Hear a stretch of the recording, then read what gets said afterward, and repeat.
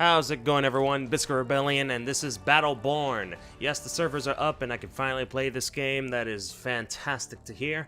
The game is made by Gearbox Software, the makers of Borderlands, the terribly shit Aliens Colonial Marines, and Duke Nukem Forever. Now, is this game good? Is this game fantastic? Well, let's find out by playing the prologue. By the way, I played the prologue before I started recording, and I found out that you don't have access to that prologue once you beat it, unless you delete your user save data. So I had to do it in order to show you guys the prologue itself, which is a shame because I gotta start all over again, but that doesn't matter. Anyway, let's get started with the prologue. Let's bring you up to speed, shall we?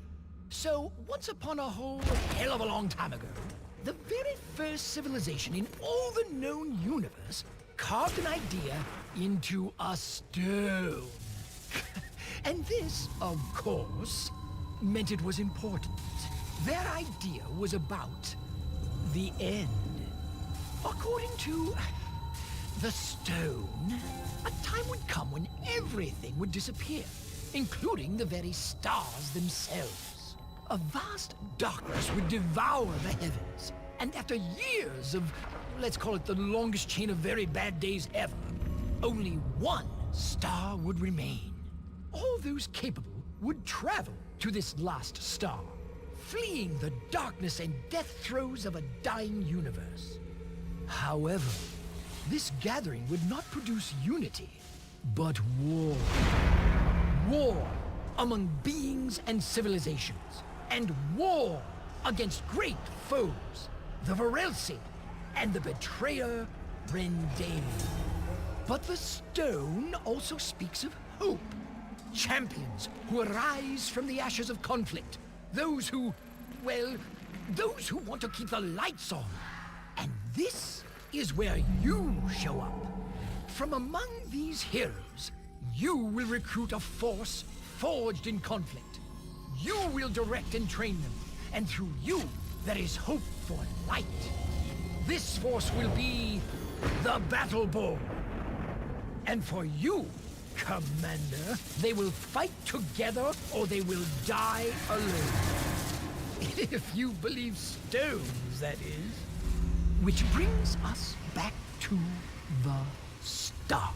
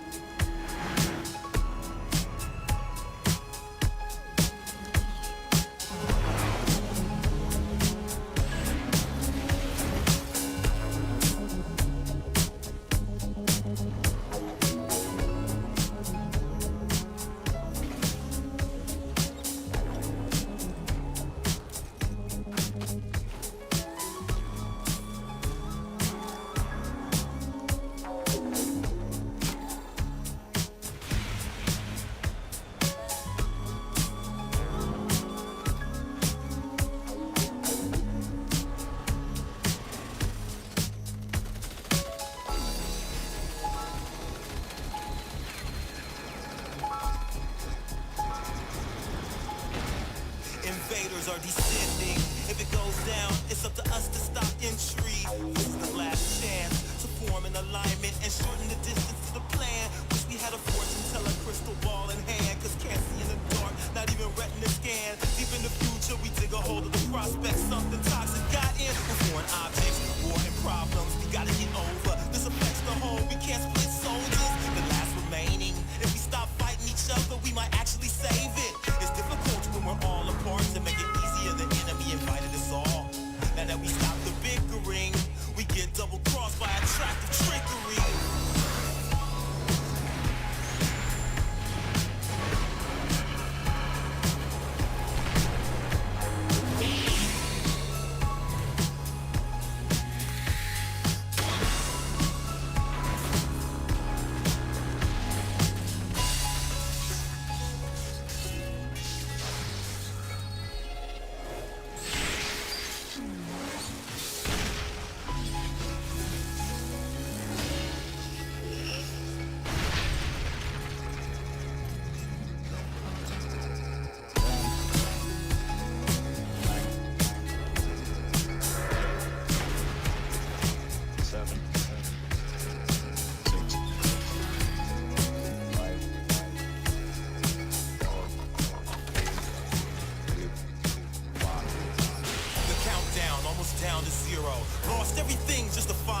hero. Gained insight but still blind to hear though. Galaxies away but our fate is real close. Puzzling arrangement, gotta put the pieces back. Double check everything, it could be a trap. The natural order preserved so it lasts or dominate the resources. Feed off it, live 20,000 years and keep walking. Then watch the rest seem to be clips. Technology at their fingertips or attempt to escape red tape. Stick your nose in everybody's debates. Join the force and everybody's afraid. No need to be, you're welcome to join them. Follow the rules and regulations employed then.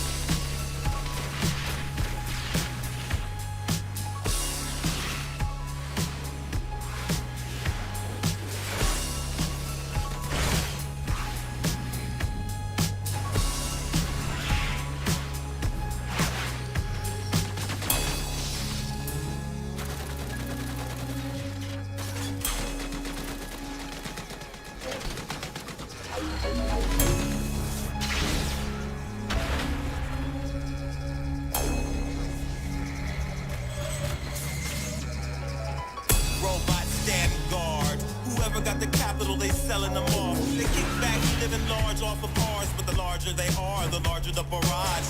With the folks from the underbelly, freedom is valued more than anything they sell me. Blowing back bigger foes that attack. Loaded strap, focus the blast. Banded together, we see the doom. Creeping through, make them play a different tune. Musical chairs, switch up teams and pairs. No malicious and sentiments, how much we care. No, not a lot, to be free, gotta think out the box. Outline the plot, use cunning or be shot. Space, we continue to fight on and right the wrong just to keep the lights on.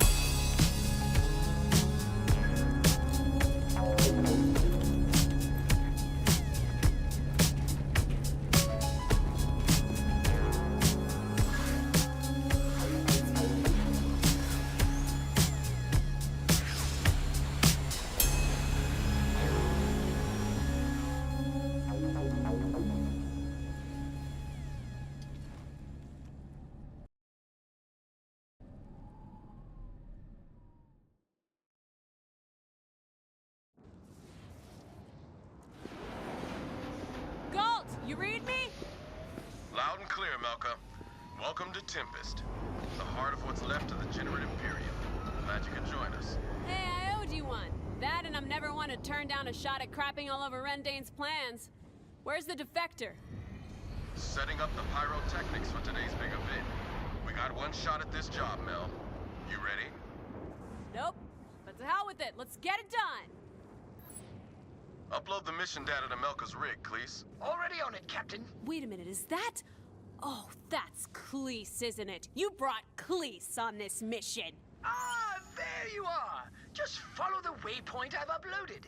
It should lead you straight into the gaping maw of death itself. Thrilled to see you too, Melka.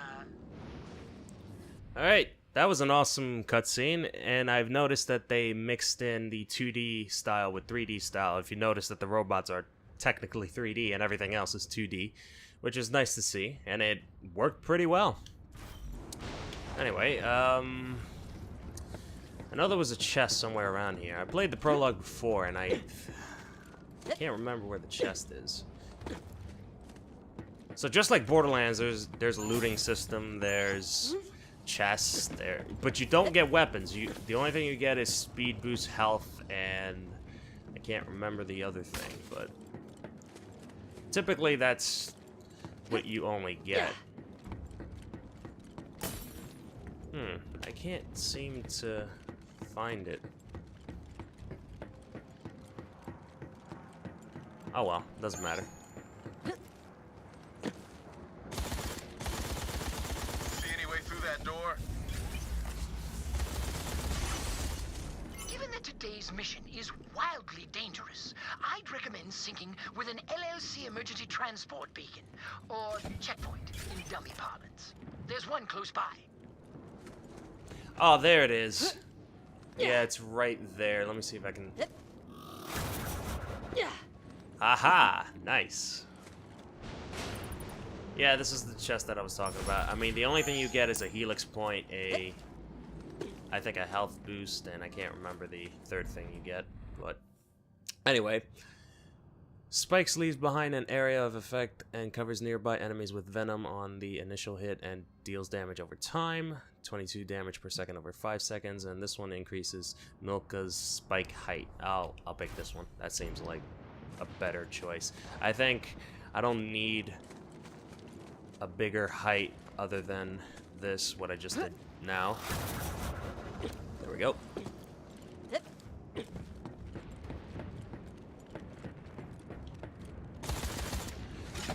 In case you're wondering, this is the only character that you play as throughout the prologue. I don't know why,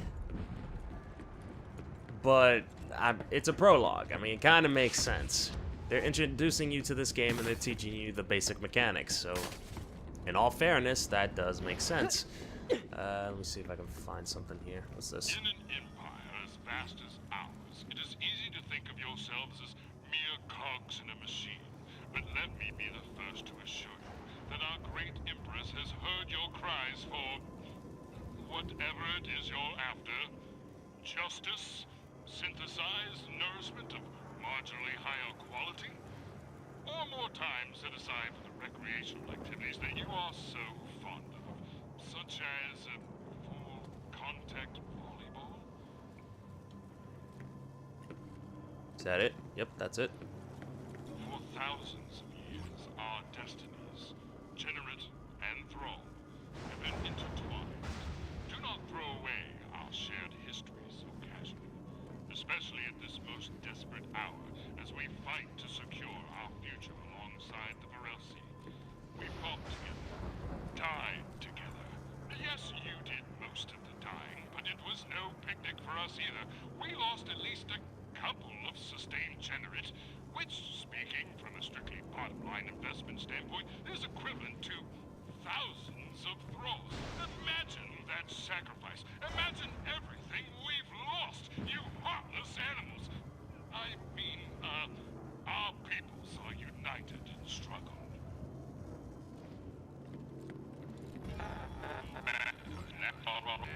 Oh, corrupt audio.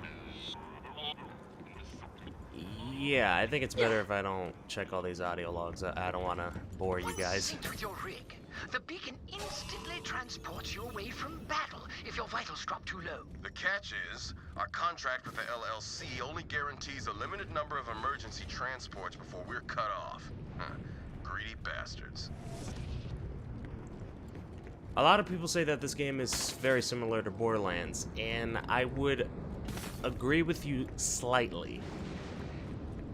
From what I've played so far, I can honestly say that if you're a fan of guns from Borderlands, you're not gonna like this game, because you only get one. You see the one that I'm using? That's what you get. Those M1 units. Defective units. How sloppy. Were I still in charge of minion robotics, I'd have someone's ass for this. Take them out just in case. Don't want any of those things phoning home and blowing the big surprise. I'm on it. But anyway, if you're a fan of guns, you're not gonna like this game. The gun that you see right now that your character's holding, that's all you get. That's it.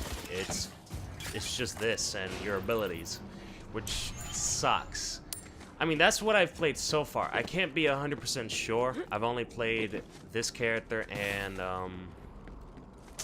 it's that robotic sniper. He's like a gentleman robot or something like that. I forgot his name, but I did play as him during the beta, and I can honestly say that the guns that they give you, that's all you have. You don't have a secondary weapon. You can't find more guns. You can't, do any of those stuff that you would normally do in Borderlands. So that's something that's majorly different from, from the two. Another thing that's majorly different is the abilities. Now, in Borderlands 1, you only have not one, but the entire series, you only have one ability. Technically. I mean, there's variations of the same ability, but technically you still only have one. And here you have 3 abilities and a buff. For example, the first one that I have for this character is the dagger, which dashes and pierces through the enemies, and I missed. The second one is the spike jump, which I leap above the floor and it leaves spikes or a venom floor down here. And the third one I haven't unlocked yet, but it's just a Basically, one of my daggers on my arm starts glowing, and it blasts enemies that are in front of it. Very hard to explain. You'll find out once I unlock it.